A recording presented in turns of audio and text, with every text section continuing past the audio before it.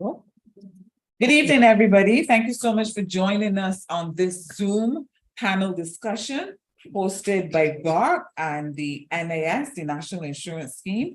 We want to say a special good evening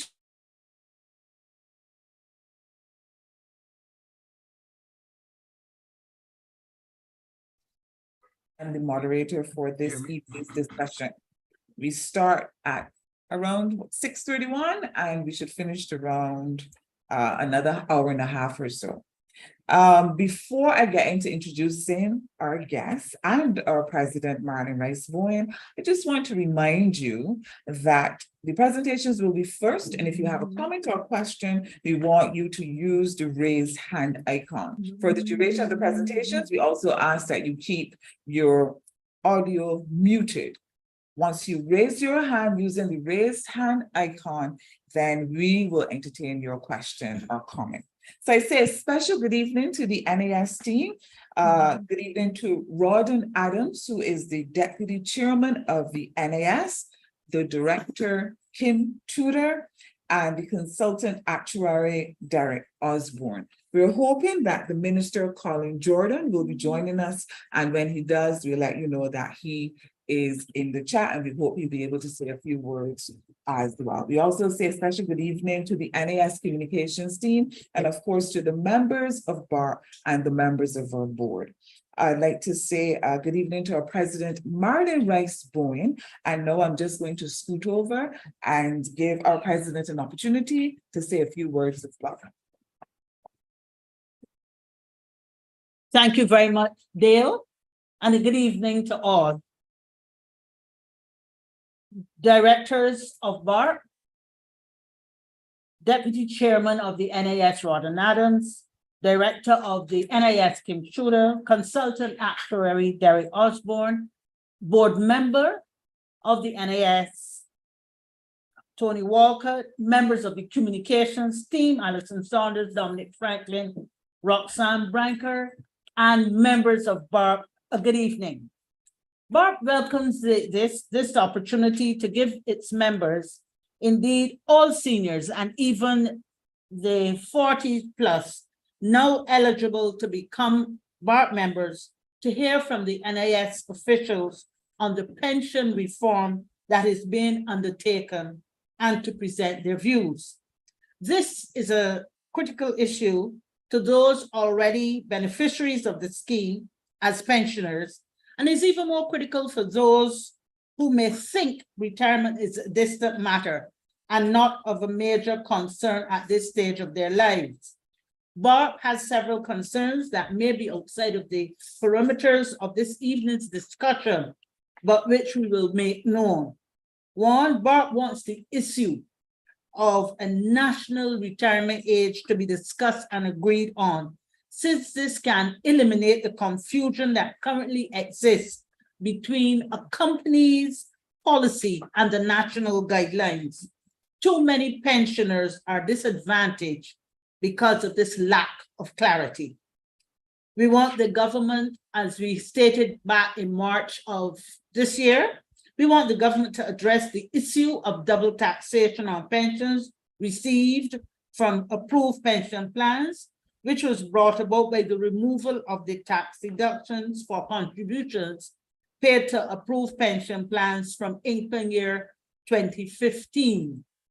We are asking the NIS to examine the data along with government's social care agencies to understand the level of deprivation and poverty many retirees in Barbados are facing because of what we term starvation pensions. There are members of BARC who are forced to exist on less than $1,000 a month, despite the rising cost of living. This speaks to the need for specified cost of living adjustments for NIS pensioners. Has government considered giving seniors incentives for those persons who opt to age in place so that seniors can afford to retrofit their homes to accommodate their needs as they get older? We want the NIS, in tandem with pension reform, to have its annual report and audit within the stipulated deadlines. These documents should be made public within a month of completion. The NIS must be transparent in this service. In its service, it procures especially information technology, and it must be transparent in the selection and recruitment of staff, which must be done solely on merit. Bart wants to know why the 1.3 billion the NIS lost because of the national debt restructuring cannot be repaid by the state. Bart wants clarity on the write-offs of monies owed to the scheme by companies and individuals. And our final bullet point is, we recognize that all research is pointed to the fact that half of our population by the year 2050 will be seniors. So we want to hear from the NIS what other measures, apart from increasing the pension age, can be implemented to make the scheme viable and sustainable. Has the NIS taken any lessons from countries facing similar challenges? These questions I would just lay here, and I want to thank you all for making BARC a priority this evening, and we do look forward to a deep discussion. We recognize that we might not get solutions all tonight, but we recognize as seniors that we don't have a lot of time to play with, so we want some speed on some of our requests. I want to thank you all, and I hand you back now to our moderator.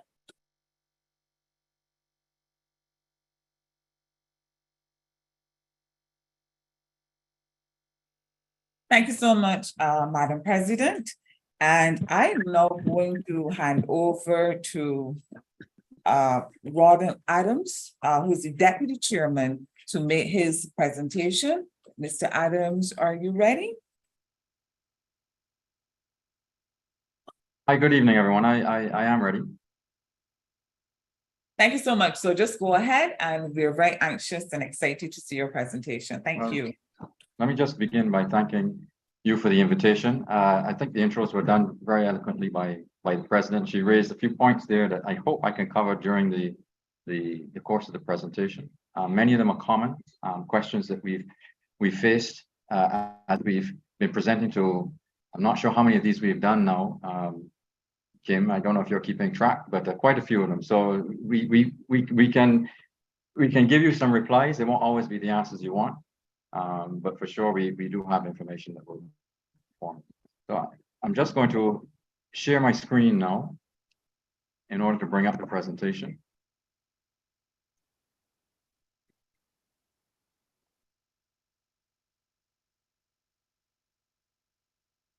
I hope that is visible. Can everybody see the opening slide? Excellent. So just as a preliminary remark, because we know that quite a few people we talk to aren't entirely familiar with the structure of the NIS. So we have a system that's called a pay-as-you-go system. It's actually a hybrid of a pay-as-you-go system.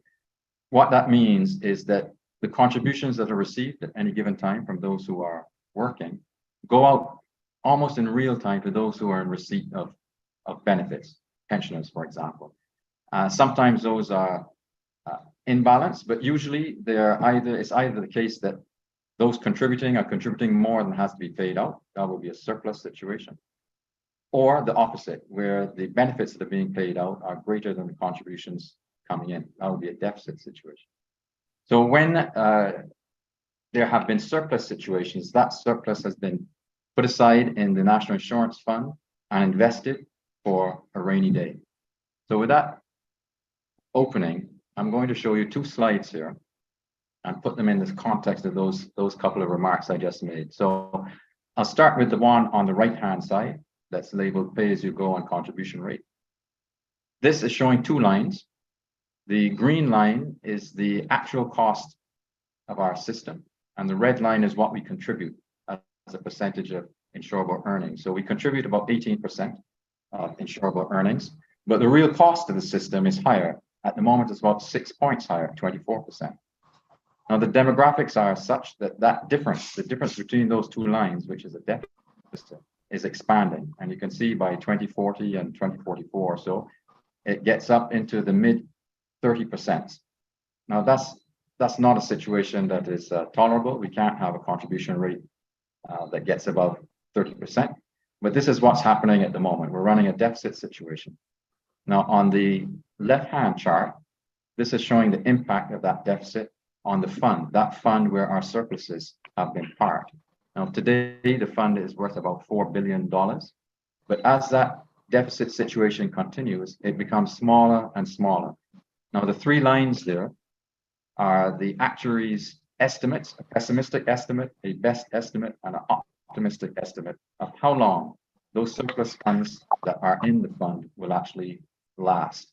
So the best estimate of the actuary, and these are figures from his 17th actuarial review, that is an independent review that's carried out every 3 years, show that the fund will be fully depleted by 2036 if nothing else changes, if we do not deal with the deficit situation that we see on the right-hand side of the screen. Now, the goal of the reform process is to ensure that that depletion does not happen. So this is the same two charts and the direction we'd like to see them going. Again, starting on the right, we want to bring down the overall cost of the system.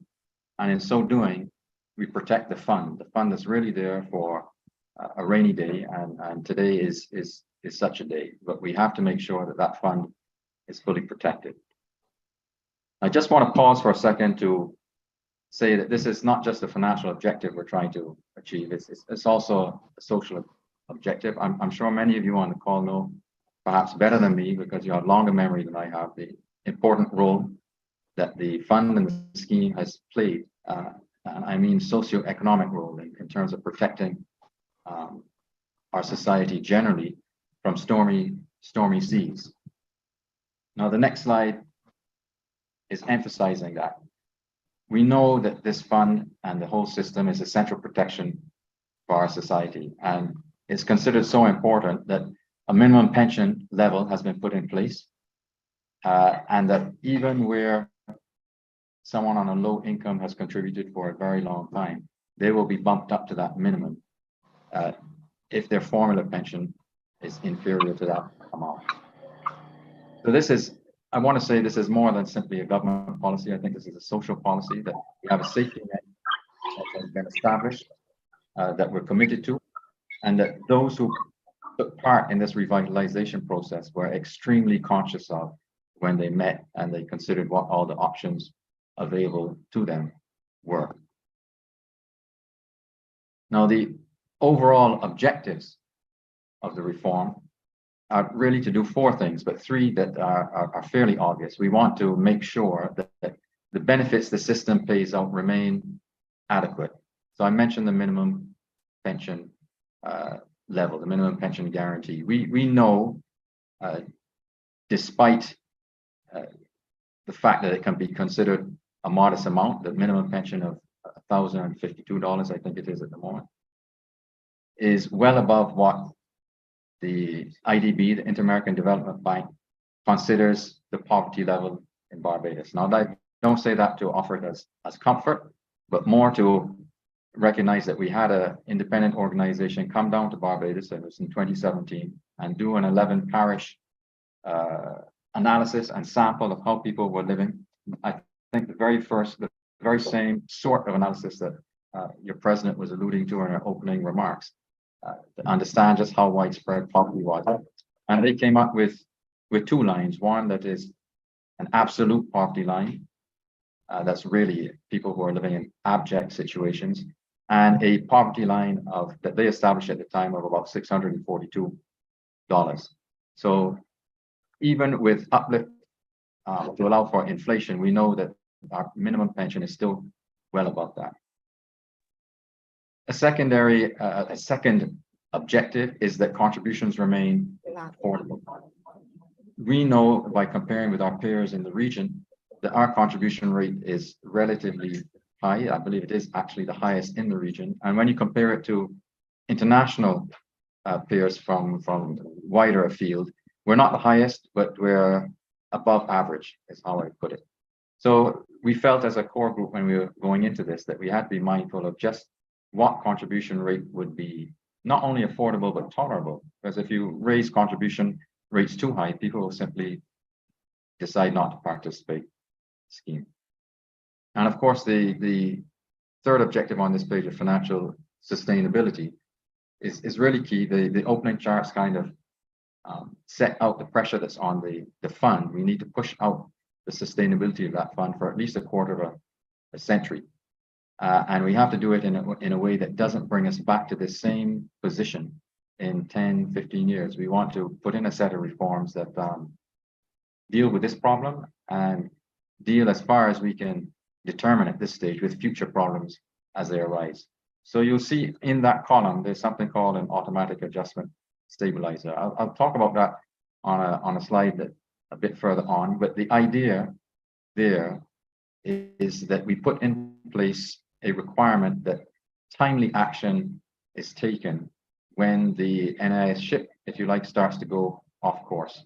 This has been an issue that has contributed to the severity of the situation today.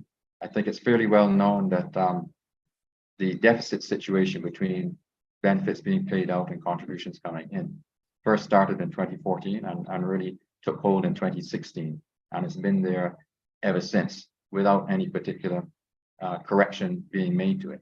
But we just cannot have a situation in the future where we don't do anything for the best part of a decade while this situation, an adverse situation, develops in the background.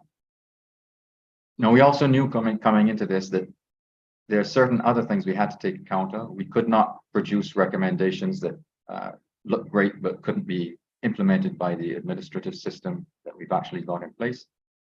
We knew that some of the measures would have to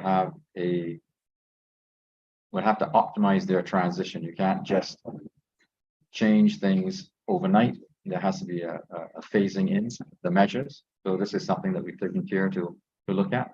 And we also felt that there was an opportunity where people are self-employed to increase their participation. We reckon that self-employed participation is particularly low. We say 15%, but I suspect it's probably a bit lower than that. And we think it concerns about 24,000 people. We think that is the size of the opportunity there. So if we can increase that, of course, we do two things. We not only increase contributions flowing in, but we spread protection of social insurance protection further than it is today. Now, it was interesting to us as we did our initial consultations after the 17th actuarial review, is that different people wanted different things. So we had one group of people saying, you cannot touch the retirement age. Another group of people saying you cannot increase contributions, but everybody's saying you got to go and fix the system. So that's actually an impossible calculus. You can't fix the system without touching anything. So when we sat down as a core group to deal with this, we said, well, what are the principles that will allow us to navigate through these conflicting things that we're hearing? And this is them on the screen. We decided that we must have a minimum pension that is never below a recognized poverty line, and that any reforms we do had to be fair across the generations. Of course, they had to be sustainable, and we had to do what we could to improve good governance. Now, good governance takes different forms. It's not only how you appoint people to a board, for example. It's also things like the way you invest money, the kind of permissions that you're granted to invest money that would permit investing across different locations, currencies, diversifying your portfolio. And finally, this bottom left-hand square is referring to those automatic adjustment mechanisms. We had to have something in there that prompted action when action was required, that didn't allow either the government or the NIS to be inert and let things fester.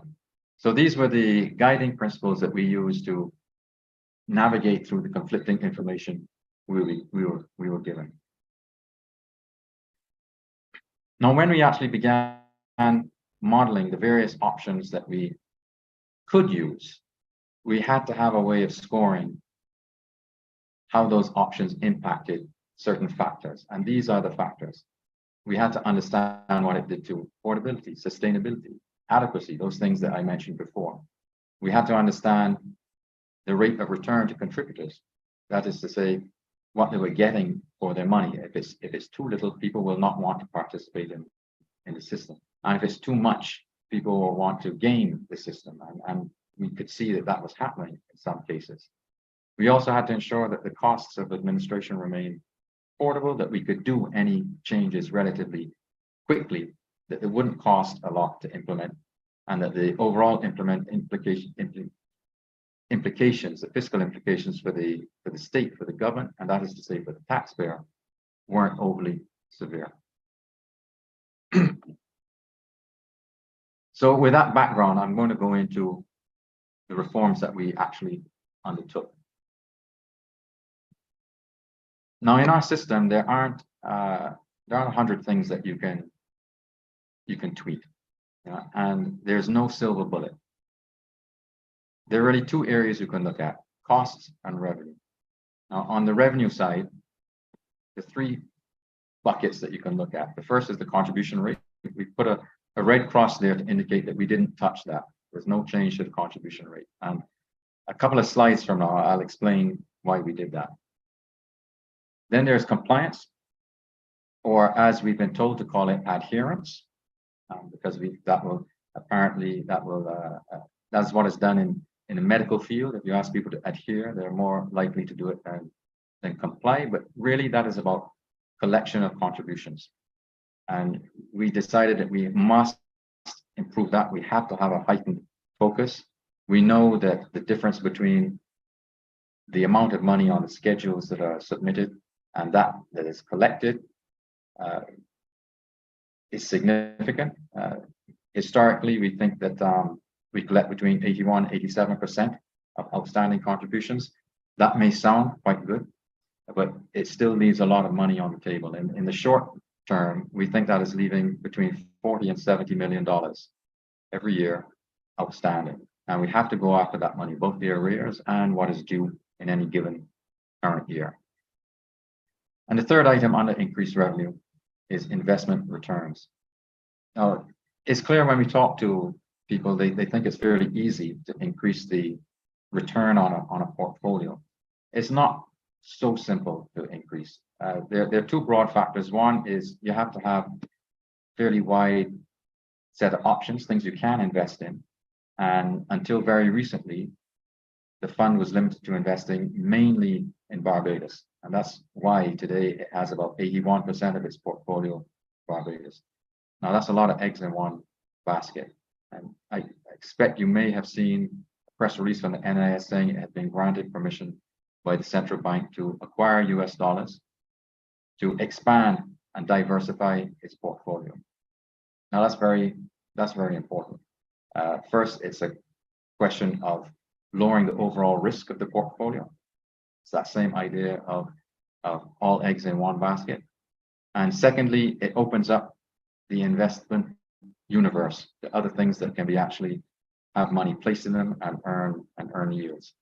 But the other point to consider when you're looking at investment returns and asking why can't they increase from, say, 5.8%, which is what the fund has done since inception on a nominal basis every year. Why can't you just increase that to 8 or 9%? Well, one of the reasons it's difficult to do is because there's what's called a liquidity consideration. The fund has to have cash on hand to service this deficit that it's currently suffering. It can't just go and buy a bridge or part of a toll route in another country and pull that money in. And because the fund will be drawn down, and at the moment it has to have liquid investments. So that limits, again, the amount of things you can invest in and your ability to really bump up the overall yield. Now, on the cost side, there are 4 baskets there that we've listed.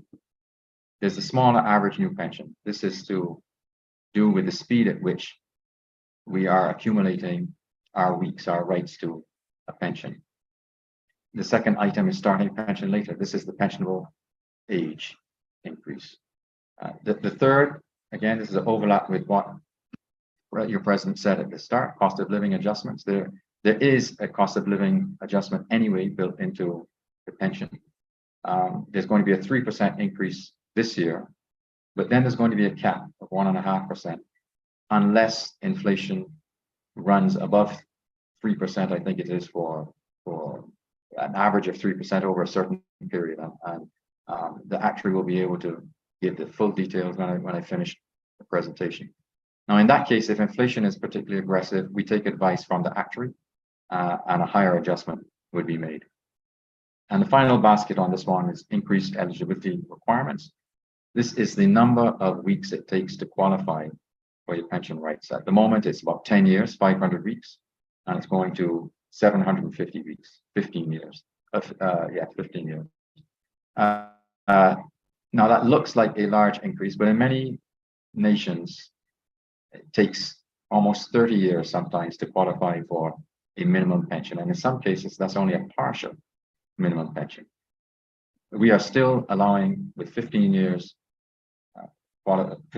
contributions, qualification for the full minimum pension, or more if your formula pension justifies it. Now, I said I would talk a little bit about why we're not touching the contribution rate. So there are two parts to this.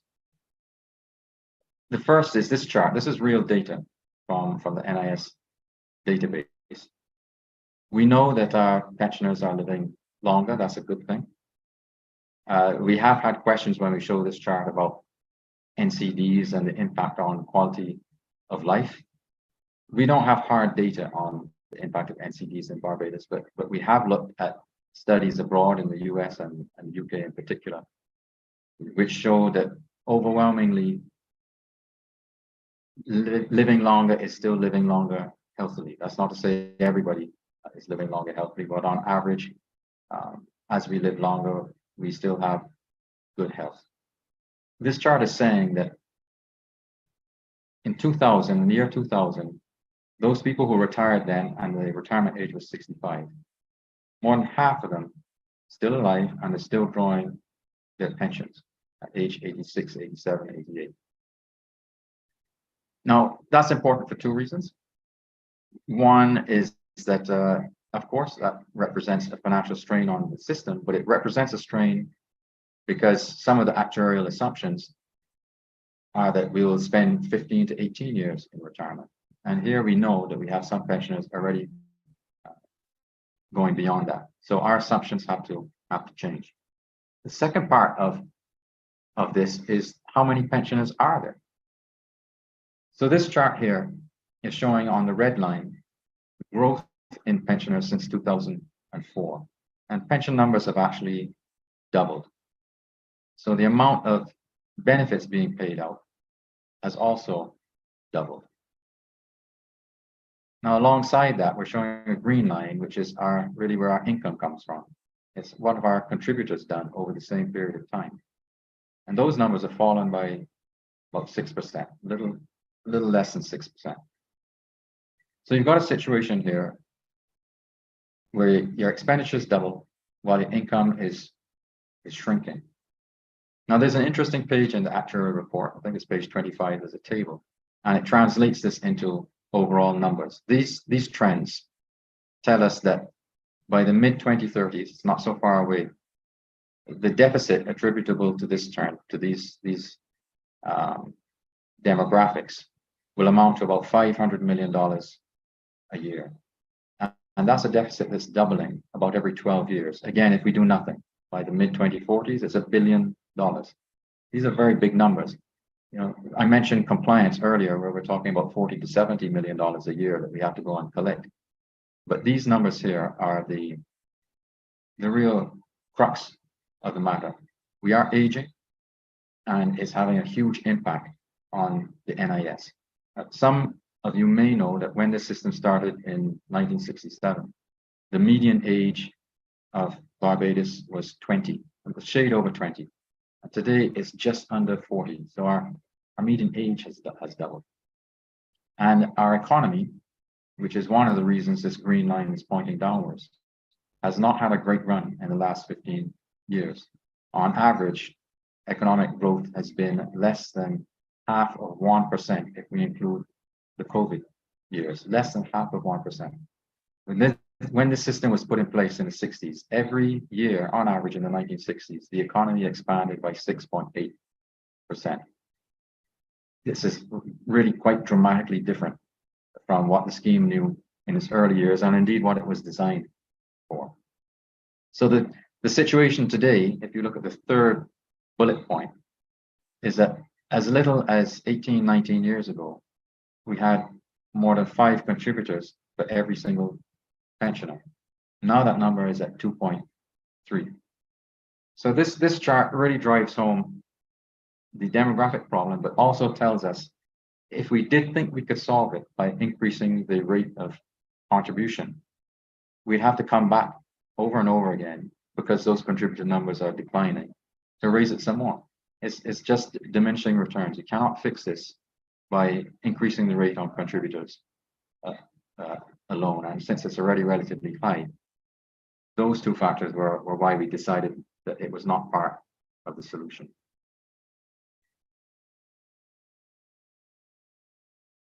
Now, this slide is showing the impact of those measures I described earlier, a few slides earlier, on, first of all, the overall projected pay-as-you-go rates on the right-hand side.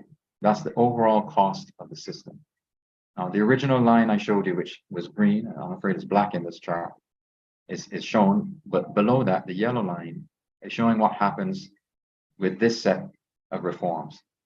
In the early years, it's actually holding fairly steady. It's going up a point or two. But over time, by the mid-2040s, we are actually starting to push down the overall cost of the system and make it more and more sustainable. Now, what does that do to the fund? Well, instead of that black line, which was showing us depletion by 2036, it's being pushed out to 2052. Now, there's one comment I always make on this slide. It's that these two slides do not take account of that automatic adjustment mechanism I referred to earlier. The requirement that if the government sees that the fund is starting to suffer, to go below a viable threshold, it has to step in a timely way and fix it. So we do not expect to come back here and say 2040, knowing that the fund is going to be depleted in another 10 years. This is simply a projection without the impact of that legislation put in place to demonstrate the overall impact of these measures on the fund. Now, there are a few things that we've done that we're calling innovations, and I covered the first one already. What other countries refer to as an automatic adjustment mechanism, and I'll just say in brackets, I noticed the president said, did we learn anything from other countries? So this is one of the things we learned from other countries, that you can put in place mechanisms that are agreed upfront with the government that they will adhere to, come thick or thin, feast or famine. So again, the idea here is that if the National Insurance Fund starts to decline to a point where it can no longer pay for between 2 and 3 years benefits, and the ratio that defines that simply called a reserve expenditure ratio. If we get to the point where we see the fund is no longer worth at least 2 years benefits, expenditure benefits, then that's the trigger. The government then has to step in and do something to keep it above that threshold. There are certain things we're saying it should not be able to do. For example, it cannot simply raise the contribution rate for the reasons I just set out. There is a little wiggle room there. But beyond that, I strongly suspect that people will simply decide not to participate if it gets too expensive for them. The other main principle here is that it cannot be the case that a new benefit is foisted on the National Insurance Fund to deal with without any financing. The fund and any new benefits must be financed. And finally, this is another way of expanding on the first principle, is that if we see that the fund is going to drop below this threshold, what we call a critical threshold, then the government may have to make a special contribution to bump it back up. So all in all, this mechanism is designed to eliminate delay in taking action, but also to backstop the overall financing of the system. It's something that hasn't been put in place here before. I do expect some listening know that in the prevailing legislation, there is a section that requires the government to provide financing in special circumstances.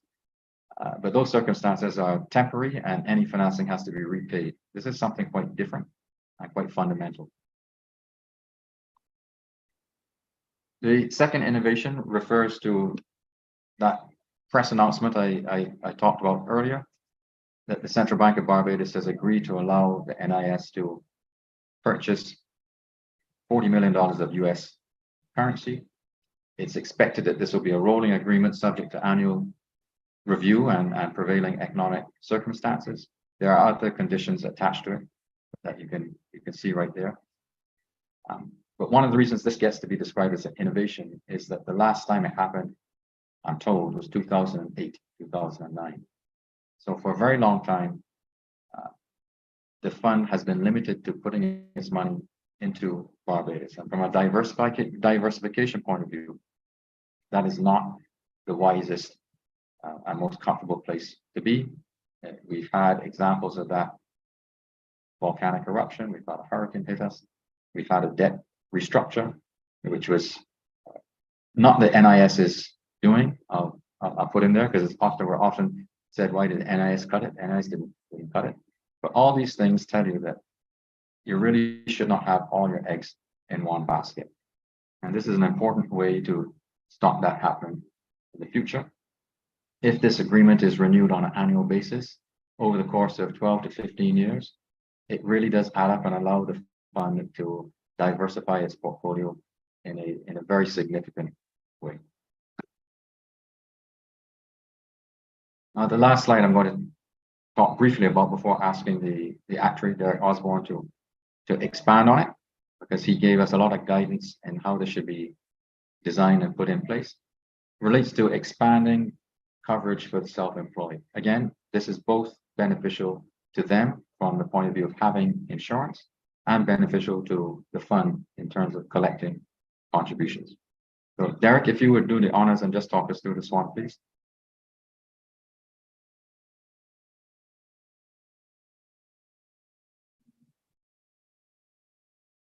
Can we unmute Derek?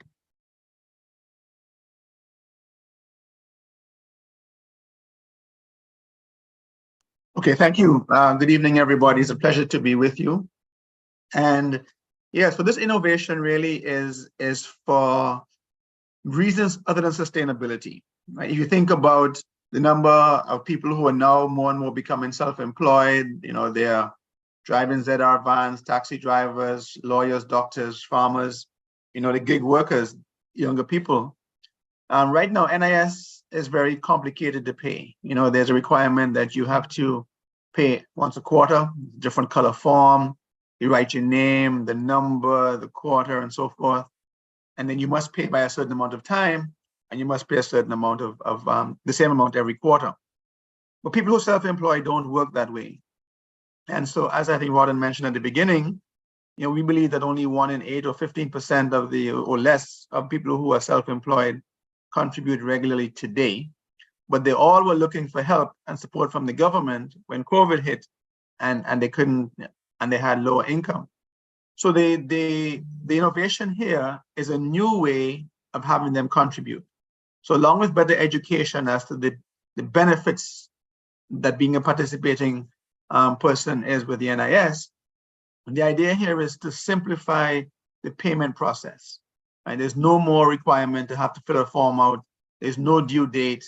There's no more late payment date, and therefore no penalties for being late. And the option is not been given to them. They know what their target is for the year because they may earn say $3,000-4,000 a month on average.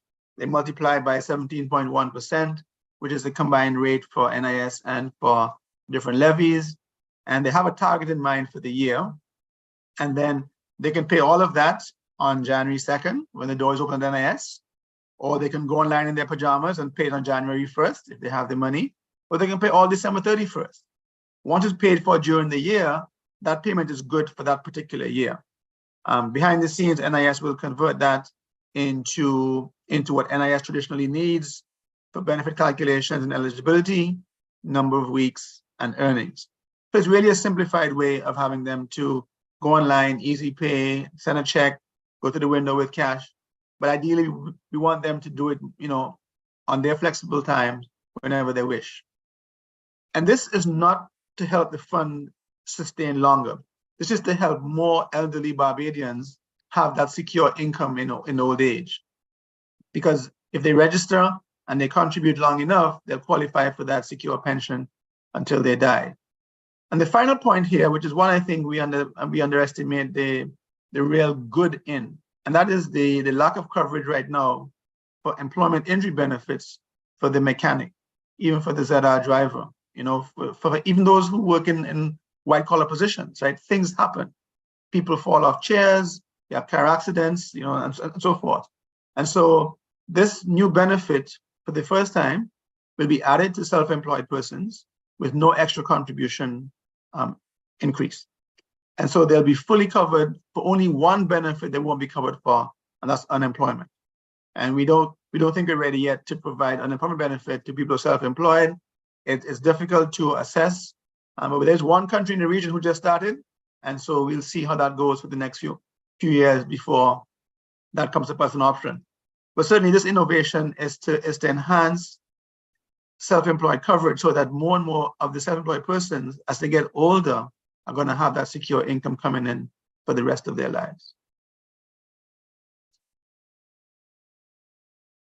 Hi, thanks, Derek. That's really my last slide. I just want to pick up on a couple of things that Marlon Rice-Bowen said at the start. Some of the questions, some of those I can't answer. But the one on other countries that we looked at, for example, I just encourage all of you to download the report. It's available on NIS's website, and there's quite a lot of detail in there on these measures, or how we came up with them, the consultation process, and also other systems that we looked at. We don't name specific countries, but there is a page there that shows 3 options that we looked at, and we consider that an area for future work to continue to learn from others. There are a couple of things that were mentioned also about, or the one that jumps to mind is write-offs. I just think you should know, and when it comes to arrears, the NIS in law cannot write off money. That is not an NIS prerogative. And if, as we've seen in some other presentations, that reference is to, for example, the 4 seasons. Many people have mentioned the 4 seasons.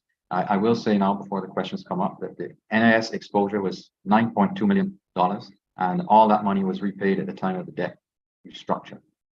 So with that, I'll halt and hand back to the moderator and ask the president for the Q&A.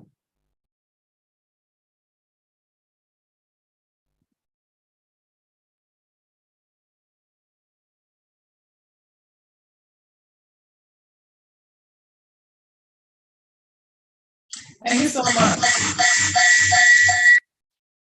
That's my fault. My apologies. I'm asking other people to do it, and I did it. Please remember to keep your audio muted. Thank you so much, Mr. Adams, for your presentation and for answering that one question that the president had. There were some other questions as well. And before I go to Mr. Warren, who's had his hand up for a bit now, just wanted to go back to part of your presentation when you spoke about the NIS pension does not go, well, is above what is considered abject poverty. I think you said it was about the poverty line. I think you said it was about just over $600. Just wanted some expansion on that, and how that figure, how did you come up with that figure? Okay, I'll say I didn't come up with that figure. That figure has come from a study carried out by the Inter-American Development Bank, who came here in 2016-17. I did an 11 parish survey where they went and established this. So when we sat down and started looking at the minimum pension, we wanted to understand what that number should be if you allow for inflation since 2017 and where the minimum pension stood in relation to that. So I will say that relative to a poverty line that has been customized for Barbados, the minimum pension is in a good place.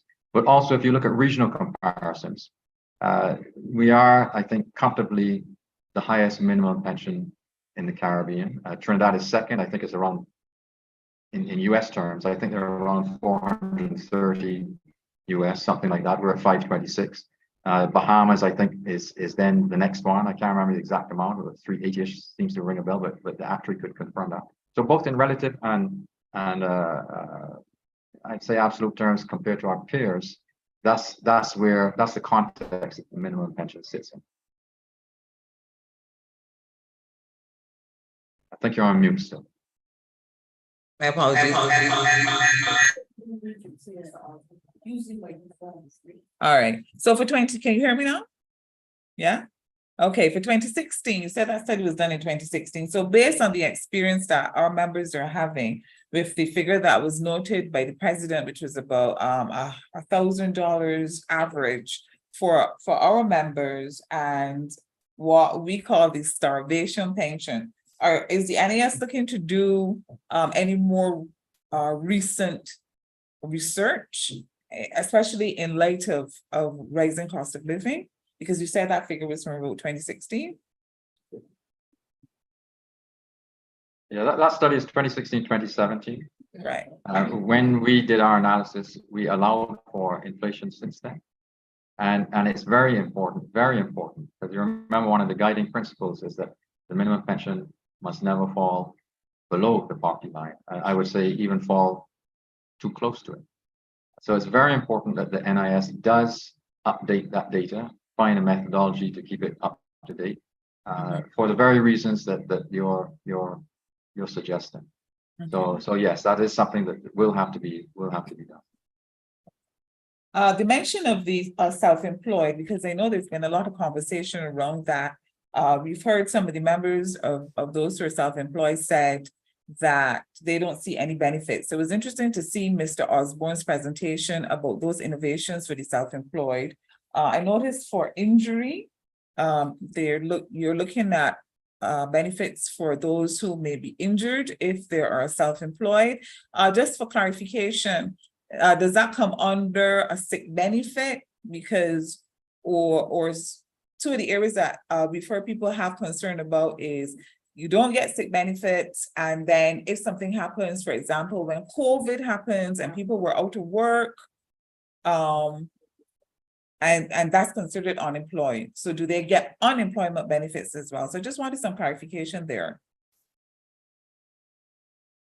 Well, I'm gonna cede the floor to either the Actuary or to Kim Tudor to answer that. Derek, you can go ahead. So I was having some difficulty with internet, and I think I missed the first part. So is sickness benefit and unemployment? Unemployment and employment injury. Right. So three different benefits. They all help to replace lost income. So if you're sick, like say 4 or 5 days or 2-3 weeks, a medical certificate required to qualify for that benefit.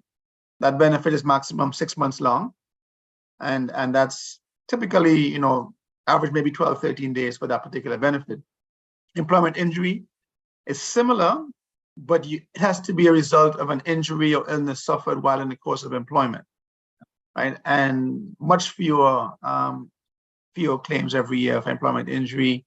Slightly bigger benefit because it's 2/3 as opposed to 60%.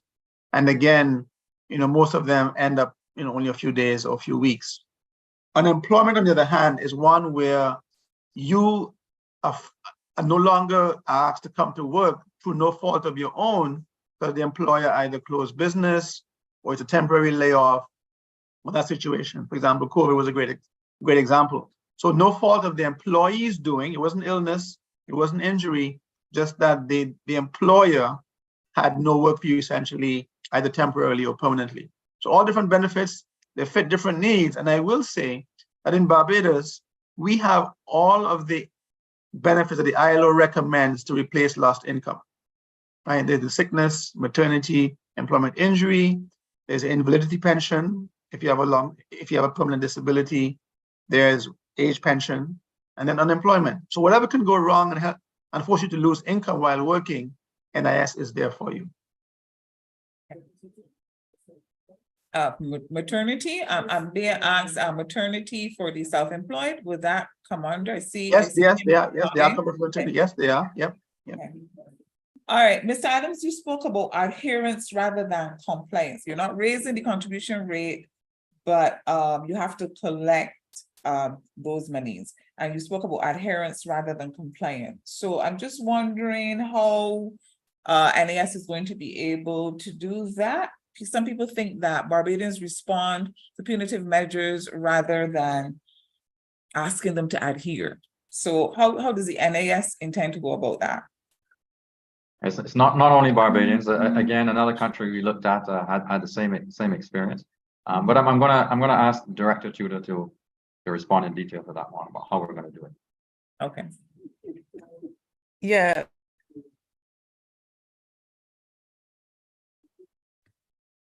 Thank you very much, Dale. Compliance is something that we take very seriously, and we are always looking at compliance. As the Deputy Chair said, we cannot write off. The minister can waive interest. And we have certainly intensified our efforts with regard to compliance. And for example, we have done twice as many inspections between January to June as we did last year. And these are inspections that are routine inspections. These are surprise inspections and delinquent inspections. So our complaints will start, and as the Deputy Chair said, adherence. So adherence is where we really want to partner with you. So going forward, we want to enhance our systems so that we can give you statements at the end of the month. We can send you prompting letters and so forth, because we can go right up to getting an unpaid certificate, getting a judgment in court against you. And so we do take those measures too. I have some details here. In 2022, we would have filed 272 unpaid contribution certificates. These are persons who haven't paid, and these are 272 against various employers. And the amount of money that we would have received a judgment on was 31 million.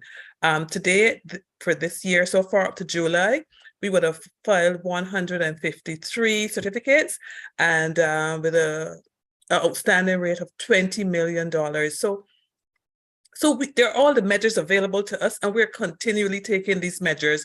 Going forward, though, we really want to be able to work more closely with the employers so that if they have any financial difficulties, they come into a payment plan. We're going to make it easier for you to know what your balance is outstanding.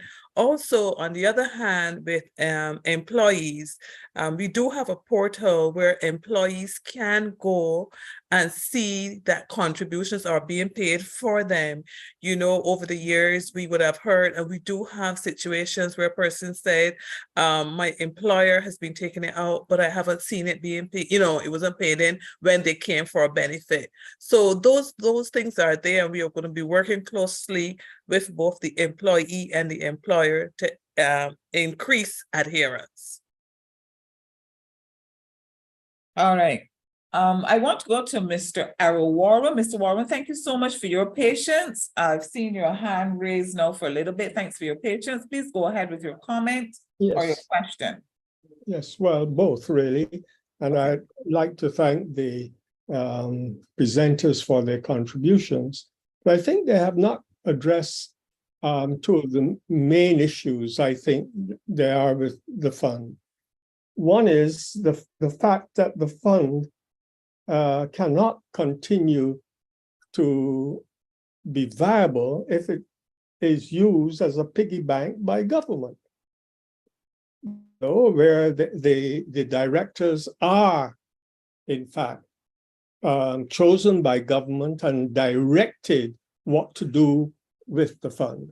I think the fund has to be put under independent auspices And I think now that we have a republic and a president, that will be the locus for it, because it has proven over the years that governments, and I say governments, have used this matter as, well, this is my fund to use with it, and directs the directors as to what they should do.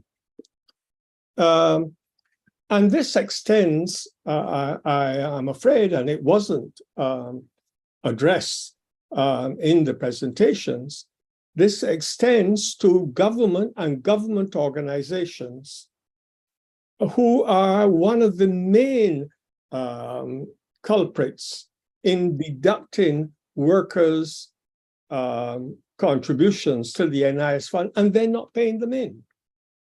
And I would say that if you have that situation where the directors are appointed directly by government and by law have to be have to obey the directions of the minister, I don't see that they have any power in that kind of situation.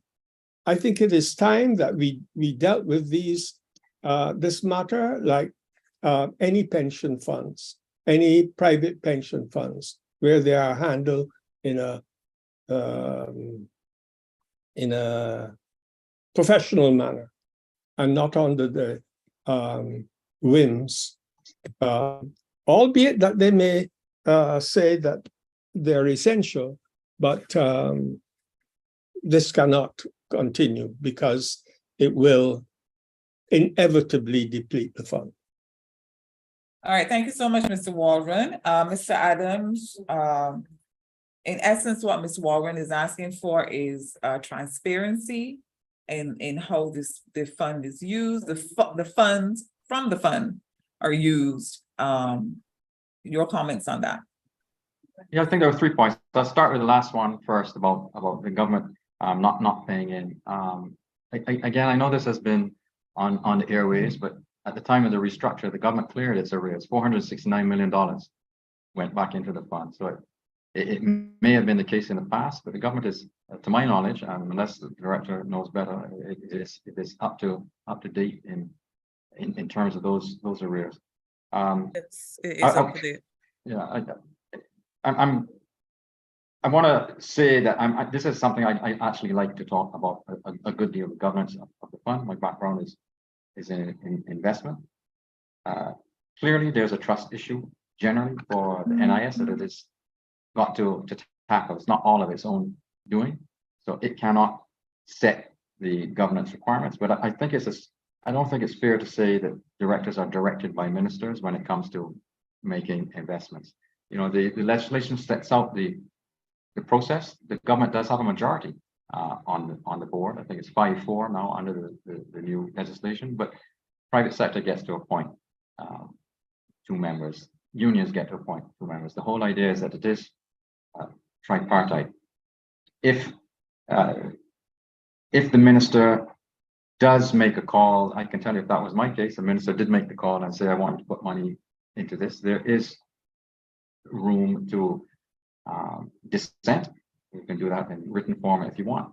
I think the reputational risk for the government and directors stands in contrast to the way it's been presented. It's not the case, for example, the word whim was used. Now, I do wonder with this and the first point that was made about piggy bank, if there's a specific example that you have in mind, Mr. Waldron, because I hear it and it's hard to answer unless someone can give me an example to actually talk to. You know, so I hear this thing about piggy bank. The only example I know that I would say was unfortunate, but I understand, is the over allocation to government bonds that took place in the last 10, 15 years or whatever it is. That was in breach of the guidelines, but in the absence of the ability to invest that cash outside of Barbados and the paucity of opportunities within Barbados, the board at the time felt that the only way it could get yield on that money was buying paper, buying government paper. It did not want to hold it in cash. So I'll just stop there, but I hear you. You can ask the director and the actuary. I make the case for transparency and independence regularly.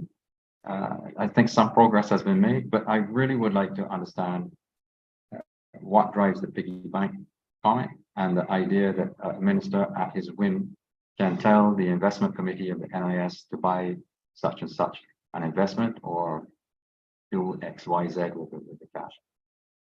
All right, we have a comment. We have a raised hand. I'm going to come to you in about a minute or so, but I just want to go to this question in the chat or suggestion, rather than transferring governance from the government to an independent party, can a law be passed stating what the fund can be used for to guard the fund against misuse? Without rules, any party will misuse the fund. So can a law be passed stating what the fund can be used for? Well, there's already, it's not a law because I think circumstances change. So you may have to update your policy fairly regularly, but there's already something that exists called an investment policy statement in the NIS that sets out what it can invest in, how much it can invest in a given company, what its allocation should be, say to Barbados. For example, the current allocation is 60% and no more of the portfolio should be in Barbados. It's about 81% for the reasons I explained earlier. And their processes set out in some detail as to what can be done, the due diligence steps that have to be taken. Money is not given to a manager without those things being undertaken. And again, this is not known, but right now, the external managers who manage about $250 million US for the NIS, they are currently being visited by a due diligence team, which happens very regularly. The only interruption was due to the pandemic. Right now, I think they went on the 18th and they're there for about 10 days visiting every single manager. Make sure they're doing what they're doing, they're obeying their mandates and so on. So it's not as though procedures and controls are not in place. If someone wants to make that legislation, all those rules and procedures, I suppose it could be done. I don't think it's the most elegant way to do it. What is important is that those sitting on the board, the members, and they will be called directors, conduct and undertake their fiduciary duty to ensure that these policies are enforced and obeyed. That's the key thing on governance. We can pass all kinds of rules in the lower house and the upper house, but you still have to make sure they're enforced. So there's a fiduciary duty on those director members to ensure that happens. All right, I have another question. I'm going to go to Morexa Martin Gardiner, who's had their hand up, and then I'm going to come to Ricardo Strickland. So Morexa Martin Gardiner, if you're still there, please go ahead with your comment or question. Hello, good evening. Good First evening. of all, I would like to thank the people who have been working hard behind the scenes to try to organize the restructuring of the fund, and also for taking the time to come and have this discussion with us. I just have a couple of comments. One main one is with the increase in the retirement age. I absolutely understand that with the pending depletion of the funds, that is one of the options that actually needed to be considered in terms of getting the fund to last. However, there are two things. One is, whenever this happens, there seems to be no real consideration for people who do physical work for a living, who can't legitimately work till 68. And it feels like, like people who can legitimately work till 68 because they sit at desks, make decisions for agriculture workers, construction workers, and so on, people who absolutely require the NIS pension to survive at retirement, who absolutely cannot legitimately be expected to work till 60 in a lot of the cases. And so my thing is, I have like two thoughts that occur to me regarding that. First is regarding the age is the opt-in age, because I know someone will tell me, well, they can opt for to retire earlier and have a reduced pension. And though that is true, one minor objection is this: there are people who have, let's say, 30 years of contributions at 60 or 61. And I think that the blanket saying that if you opt in early, you will have a reduced pension, I think that segment of it is one of the areas I feel that there is room for compensation, in the sense that on the one hand, everyone is expecting contributors to understand the position of the fund and work longer. But no one is, there's not an associated understanding of the position of the contributor, who may be unable to work longer, who has in fact paid their dues. And I smiled at myself. I know he meant no harm when he said it, when Mr. Adams referred to the pensioners as financial strain. And I know he meant no malice, but I said to myself, it goes with the image that is, projected. Okay, we don't have enough money, you can just work longer. And a lot of people have made more contributions than they will use if they are in that. Like, for example, let me round and say what my suggestion, rather than continuing on that. I think you get the point. I feel like for opting in early, I feel that separate consideration needs to be given. If someone, for example, just qualifies for pension, absolutely, when they opt in early, reduction.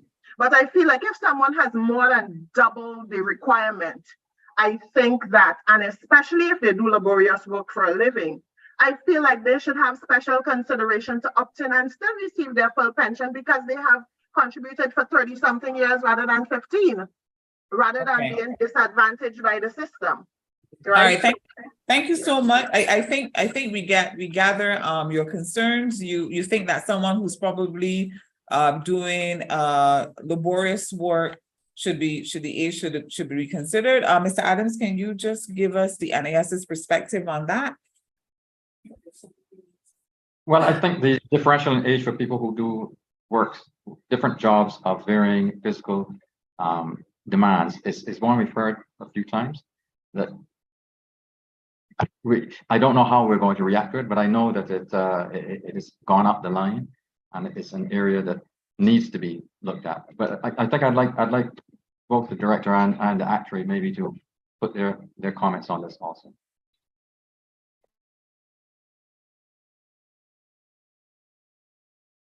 And Derek, you could weigh in from an actuarial point of view, but we have been hearing that. We have been hearing various categories of workers. We even had teachers who said that the teachers should be given special consideration. And as I travel around, I'm hearing persons saying various groups need to be given special consideration. I would imagine that this is a round of pension reform that we would look at. And as we go forward, we could begin to look at some of these other kinds of issues. But there is also the invalidity pension, where if you had somebody who was doing manual labor and the doctor deemed them unfit to do that kind of work anymore, and there could possibly be an invalidity pension, which is higher than an old age pension.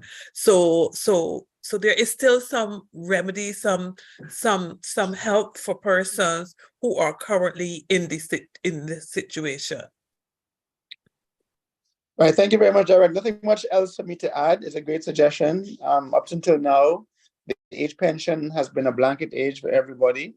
As you mentioned just now, invalidity is a pension with no reduction. So as the age for pensionable age increases, the age up to which someone can qualify for invalidity also increases.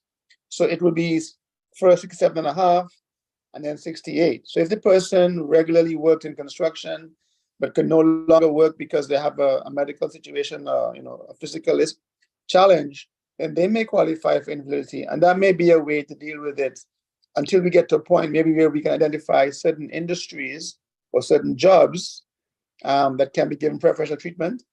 The idea about working a long career. So some pension plans do say that if you work 40 years, you can retire, at any age and get a full pension.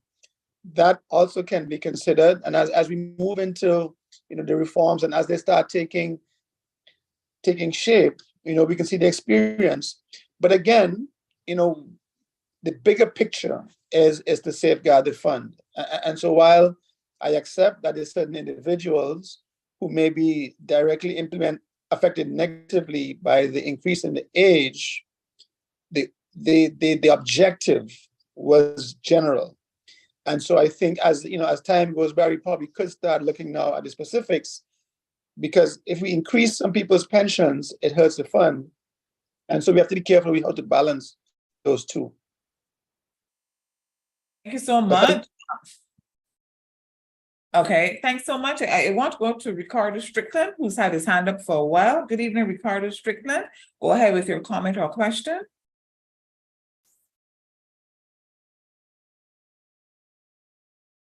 Ricardo Strickland. Hi, good night to everyone. I know Thanks. some members of the panel would be familiar with me because I attended a forum last Friday that was held with the private sector. And at that time, there was very limited time to peruse the report. And given a bit more time, I went through the numbers and built some models. And one of the questions I have is if worker demographic impact assessments were done, and if so, aren't the measures way too draconian for employees, for workers who are earning from the minimum wage up to the national insurance threshold? I note with interest, I believe in Mr. Adams' presentation, he said about 40% of pensions are minimum pensions, which equates to $243 a week or $1,083 a month. And given the reforms that are taking place, I juxtapose the current with the new. And if we were to use, I don't know if a lot of people may not be aware, but even if you work currently for 45 years, your pension is determined based on 36 years of contributions. So, because your pension, your NIS pension, full pension, cannot exceed 60% of your average annual earnings, whether it be the best 5 years or 10 years. So if you juxtapose the old and the new, at the old and new formulas at 36 years, basically that is a 10% loss on the new basis that is proposed in these reforms. Or to put it differently, you now have to work 40 years to achieve an annual pension, full pension that is, haven't even considered the deductions. You now have to work 4 more years to achieve the same level of pension that you are earning currently. For those persons who are coming into to pension, they will have to work 4 more years progressively to achieve the same level of annual pension under the current basis. Now, when I go through this, there are going to be a lot of persons who are going to be impacted, and let me explain why. And I think we should acknowledge that while BART may have been, the name resonates as being retired persons, BART reduced its minimum age to 40 last December. So right now in Barbados, a lot of persons may not know this, but in the private sector, the retirement age, compulsory retirement ages range from 60 to 65. So imagine these reforms being applied to someone who has to retire at 60 and having to be confronted with one, the early pension age moving to 63, two, the full NIS pension moving to 68, having made 40 years of contributions, as well as the early pension claim penalty being increased from 6% to 9%. So when you consider that with these reforms and the fact that as it stands right now, many persons will be forced to take a early NIS pension at, let's say, 65, and in 2028, they would have to forfeit 22.5% of that NIS pension. And if in 2034, they will have to forfeit 27% of that pension. You start to understand the pain that if you look at these measures in isolation, that will be caused on workers. So these reforms cannot, in my opinion, occur without there being some legislation that mandate minimum retirement ages, with the option, of course, for early, but early now will not be, I should say, come 2026. You cannot claim a NIS pension, early NIS pension before 63. And at that same time in 2026, you start losing 9% for claiming NIS pension early. I am of the view that while I understand the problem has been well defined. I believe that these reforms were determined by a very macro-centered approach. And while there's a place for that, there also needs to be, and I'm not satisfied, that impact assessments were done for workers starting at the minimum wage, which is just over $17,000 a year, up to the NIS insurable earnings, which is the maximum of $51.20, which puts you at around $61,440.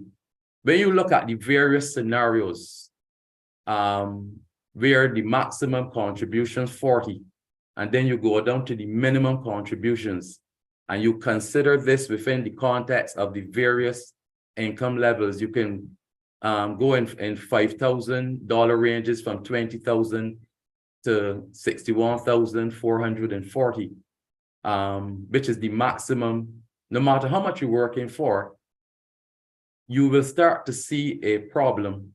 And when that is combined with the policies and practices within the private sector on retirement ages that do not go to the increases, as a matter of fact, they don't even go to the current 67.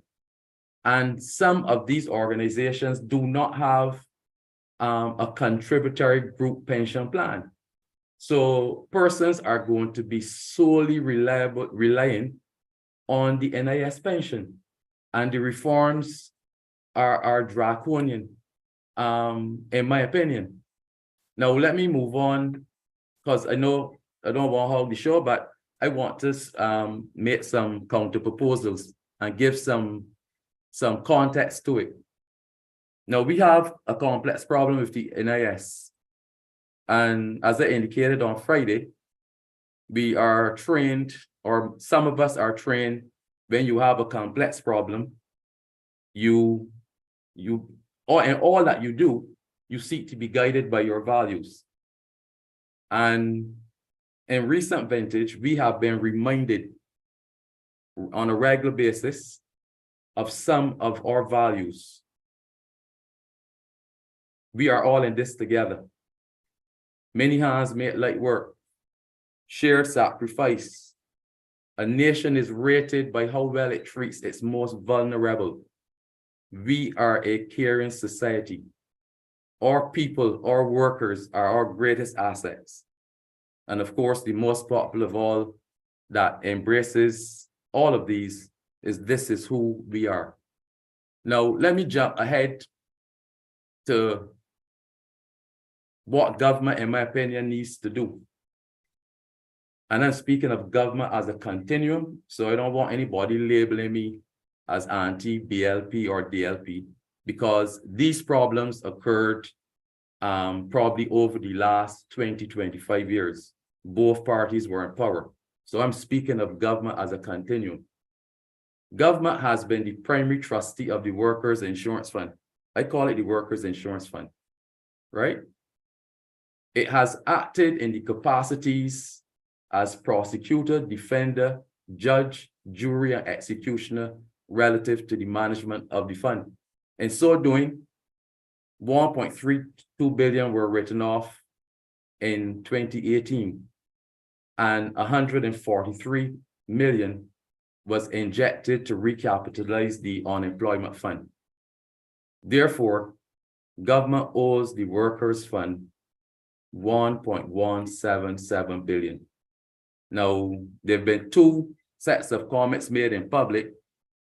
One being that even if the government repaid all of this money, it would only be equate to 3 to 4 years.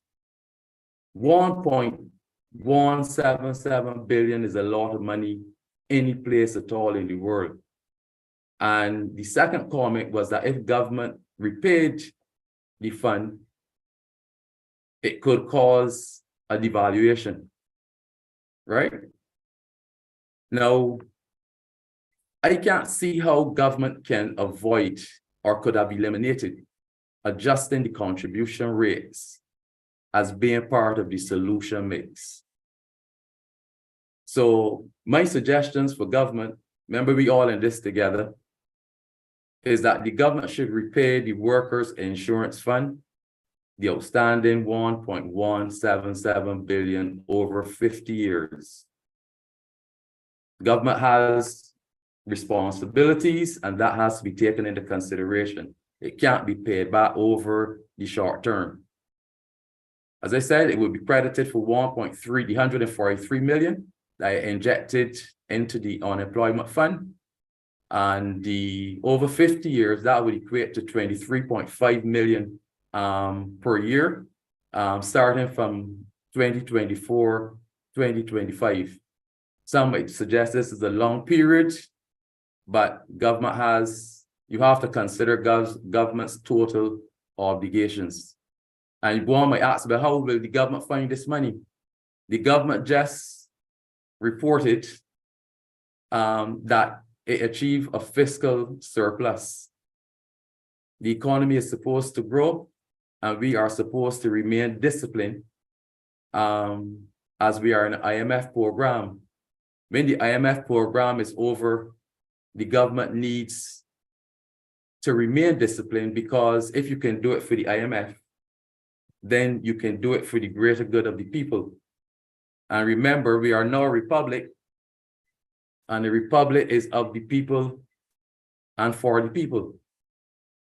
I am of the view, too, that government need to pass or amend legislation that will provide the NIS with powers to enable compliance with collections. And government needs to introduce legislation to set minimum retirement ages, or a minimum retirement age that is in line with the proposals if they are implemented. All right, thank you so much. I'm going to finish soon. Let me finish. Let me jump quickly to. Well, time is against us. We only have another 4 minutes for this discussion. If I can have 2 minutes to finish. Well, we have to get a response from NIS, but okay, we will give you the 2 minutes, and then we'll get the final word from the NIS, because we come out at 8 o'clock.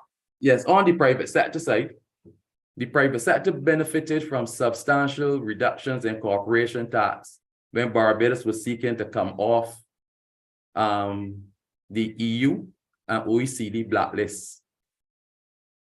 So manufacturing companies moved from 15% to 5.5% corporation tax, and other businesses went from 25% to 5.5%. I am of the view that corporations or consideration should be given to increasing the contribution rates from 12.75 to 13 to 13.25% progressively. And on the worker side, because all we're in this together, I believe the there should be an increase in contribution rates from 11.1% to 11.35.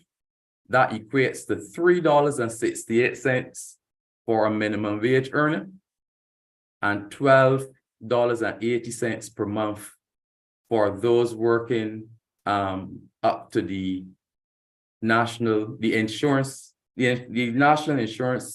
insurable earnings of 5,120. And then for workers earning above the NIS insurable earnings threshold, a contribution of $5 per thousand or 0.5%. And all of these proposals are really intended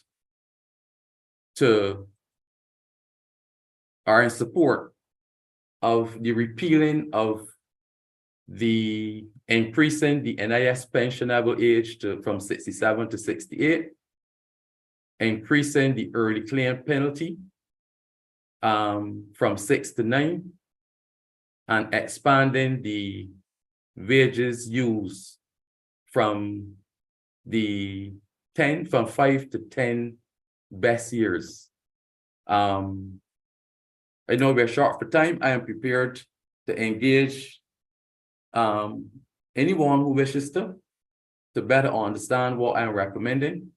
But my big concern is that these measures are too draconian and is going to create a lot of pain and cannot, if implemented, be done without there being some accompanying changes in the retirement age and what obtains in a lot of organizations.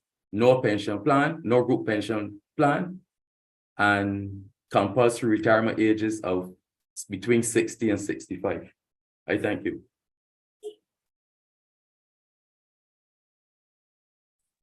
Thank you so much, Mr. Strickland.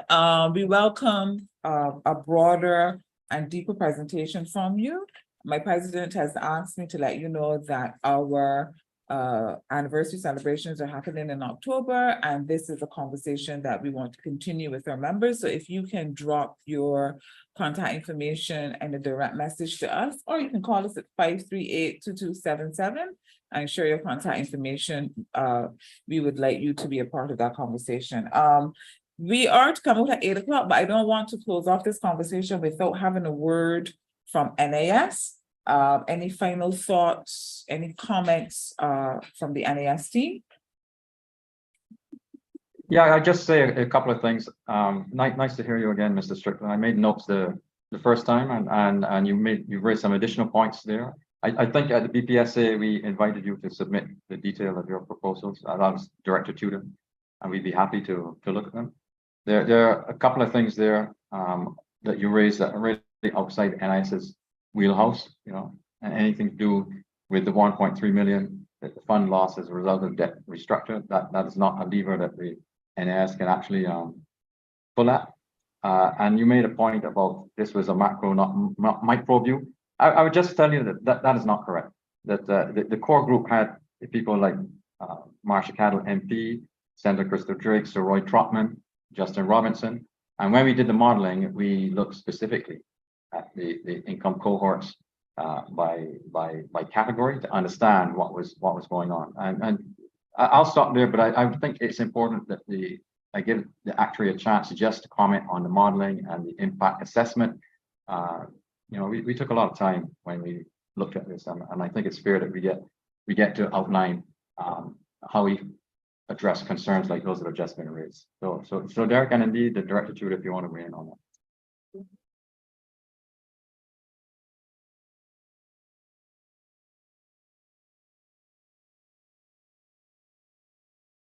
Okay, thank you, Rawdon and Mr. Strickland for those comments. What I would say is that we know that the reforms would have led to a net reduction in benefits or a net increase in contributions. What we have not heard much about, though, is the generosity of the system to many people. So in that report that's online, there's some people who contribute for 10 years and they get all of their money back in 1 year and 2 or 3 months, right? And somebody has to pay for that. So I think what we really need to do, and it's really good that these reforms, some may call them draconian, I think what it really has done is it heightened the awareness of how NIS works, and also with the ideas coming from people like Mr. Strickland and others, how we can find ways to improve how NIS will work in the future. And so that balance has to be found between the generosity of those getting the minimum pension and those who work only short careers.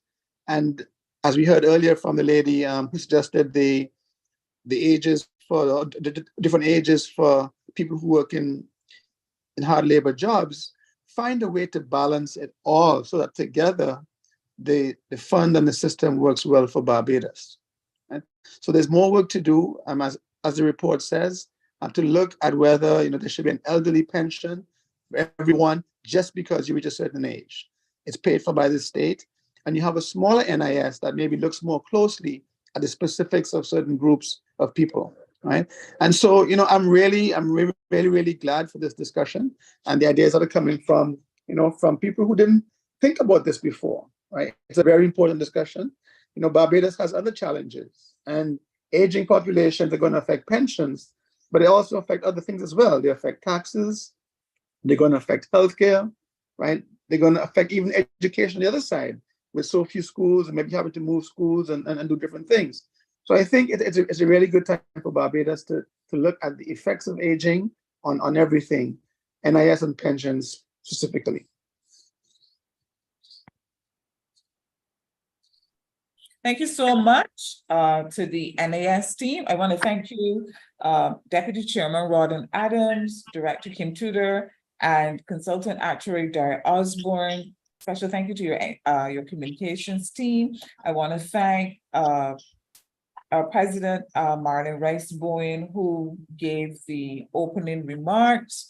And I will now hand over for a brief vote of thanks from our Vice President of BAR, Eric Smith. Good evening, Eric. Good evening. As the moderator for this evening indicated, I'm Eric Smith, Vice President of BAR.